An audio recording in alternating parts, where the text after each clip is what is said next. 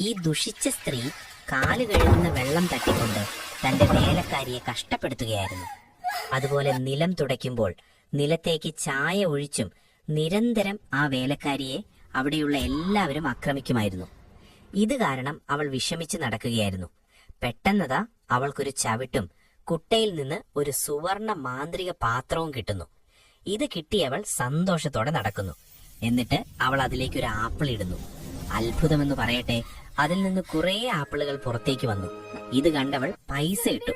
അതും ഇതുപോലെ കുറെ മഴ പോലെ വരാൻ തുടങ്ങി. ഇത് കണ്ടവൾ ചാടി കളിച്ചു. ഇത് അവൾക്ക് ദൈവം തന്ന പുതിയ ജീവിക്കാനുള്ള അവസരമായിരുന്നു.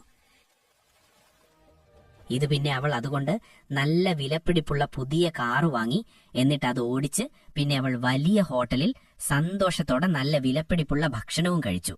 അങ്ങനെ ജീവിതം ആസ്വദിക്കുകയായിരുന്നു. അത് കഴിഞ്ഞ് ഒരു പാവം സ്ത്രീ അവിടെ ഭിക്ഷയെടുക്കുന്നുണ്ടായിരുന്നു. ഇത് കണ്ട ആ സ്ത്രീ അവൾക്ക് സന്തോഷത്തോടെ പണം കൊടുത്തു. കാരണം അവളും ഇതുപോലെ ആയിരുന്നല്ലോ. പിന്നെ അവൾ വീട്ടിൽ ഉറങ്ങുമ്പോൾ അവൾക്കൊരു നല്ല ആശയം തോന്നി. പിറ്റേന്ന് രാവിലെ അവൾ ആ പാത്രത്തിൽ കുറേ ഭക്ഷണവും അതുപോലെ കുറേ പണവുമായി അവിടെയുള്ള പാവം ജനങ്ങളെ സഹായിക്കാൻ തുടങ്ങി. ഇത് കണ്ട ആ ദുഷിച്ച സ്ത്രീ അസൂയയോടെ അവളെയും ആ പാത്രത്തെയും നോക്കി വെച്ചു. പിന്നീട് അവൾ ഉറങ്ങുമ്പോൾ ആ ദുഷിച്ചവൾ പാത്രം മോഷ്ടിച്ചു. എന്നിട്ട് അവൾ ആർത്തിയോടെ പണം അതിലേക്കിട്ടു.